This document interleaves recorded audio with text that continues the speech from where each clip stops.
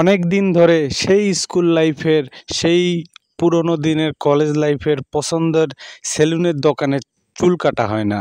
তো দীর্ঘ দিন এবং দীর্ঘ সময়ের পর সেই সময় মিলে গেছে, তাই নিজের এলাকার বাজারে চলে গেছি সেই পছন্দের মানুষের কাছে চুল কাটতে।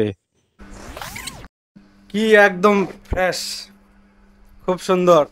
আমাদের বিরল উপজেলার নাড়াবাড়ি তো ইউনিয়ন না, শহরগ্রাম ইউনিয়নের নাড়াবাড়ি বাজারের সবচেয়ে জনপ্রিয় সেলুন মাস্টার আমাদের দাদা, যেটা উপজেলার দাদা, যার নামে পরিচিত।